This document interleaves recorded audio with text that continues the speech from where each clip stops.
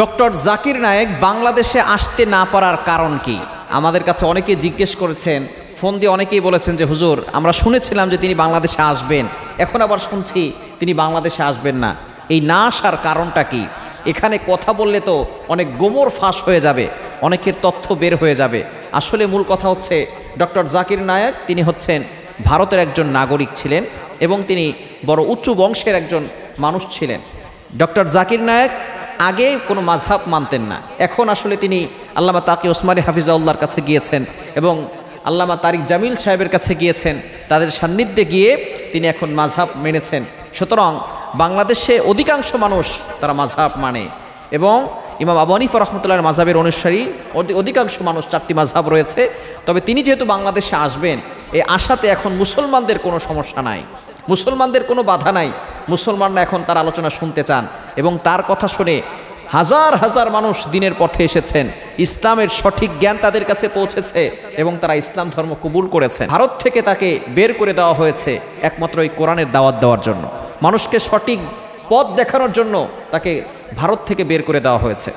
যখন ভারতের লোকেরা শুনেছে, আমাদের পার্শ্ববর্তী দেশ তারা যখন শুনেছে যে বাংলাদেশে ডক্টর জাকির নায়েক আসবে, তখন তারা বলেছে জাকির নায়েককে আমাদের কাছে ফেরত দিয়ে দেয়। মূল কথা হচ্ছে তিনি একজন ইসলামিক স্পিকার, একজন ইসলামিক স্কলার, যিনি হাজার হাজার মানুষকে দিনের দাওয়াত দিয়ে ইসলামের পথে নিয়ে এসেছেন। বাংলাদেশে সে যখন আসতে চেয়েছে, তাকে কিছু লোক আনতে চেয়েছে, তখন বাংলাদেশের সরকারের উচিত ছিল তাকে রাষ্ট্রীয় সম্মাননা দিয়ে বাংলাদেশে প্রবেশ করানো। পার্শ্ববর্তী দেশ এই কথা বলেছে যে তাকে সে যখন বাংলাদেশে আসবে তখন আমাদের কাছে দিয়ে দিতে, তখন অনেকেই সম্ভবত ভয় পেয়েছে, যার কারণে তারা আমাদের পার্শ্ববর্তী দেশ তাদের সাথে দালালি করে ডক্টর জাকির নায়েককে বাংলাদেশে আসতে দেওয়া হচ্ছে না।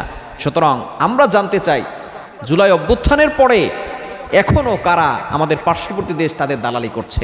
মনে রাখবেন, মুশরিকরা, ইহুদিরা কখন আমাদের বন্ধু হতে পারে না। এটা আল্লাহ তাআলা নিজে বলে দিয়েছেন। পবিত্র কুরআনুল কারীম খুলেন 6 নম্বর পারার 20 নম্বর পৃষ্ঠার 13 নম্বর লাইন, সূরা মায়দার 82 নম্বর আয়াতে আল্লাহ তাআলা বলছেন, লাতাজিদান্না শাদ্দান্নাস আদাওয়াতাল লিল্লাযীনা আমানুল ইয়াহুদ ওয়াল্লাযীনা আশরাকু। ইহুদি এবং মুশরিকরা কখনো মুসলমানদের বন্ধু হতে পারে না। আপনি দেখেন, সারা পৃথিবীর ভিতরে এখন ফোকাস করে দেখেন, আমাদের প্যালেস্টাইনে মুসলমানদের উপরে কিভাবে নির্যাতন করছে ইহুদিরা, এবং আমাদের পার্শ্ববর্তী দেশ মুসলমানদের উপরে কি পরিমাণ আঘাত করছে। সুতরাং এই জন্য অবশ্যই যারা এখনও বাংলাদেশে থেকে তারা পার্শ্ববর্তী দেশের দালালি করে ডক্টর জাকির নায়েককে বাংলাদেশে আসতে দিচ্ছে না, তাদেরকে বলতে চাই ডক্টর জাকির নায়েককে বাংলাদেশে আসতে দেওয়া হোক এবং তার লেকচার বাংলাদেশের মানুষ শুনবে, তার কথা মানুষ শুনবে। এটা অনেক মানুষের আশা ছিল, অনেক মানুষের আস্থা ছিল, কিন্তু তারা এই আস্থা ভেঙে দিয়েছে, তাদের আশা ভেঙে দিয়েছে। সুতরাং আমরা বলতে চাই ডক্টর জাকির নায়েককে বাংলাদেশে আসতে দেওয়া হোক এবং তাকে রাষ্ট্রীয় সম্মাননা দেওয়া হোক এবং তাকে কোরআনের কথাগুলো মানুষের কাছে পৌঁছে দেওয়ার আহ্বান করছি, তাদেরকে এটা করার ব্যবস্থা করা হোক।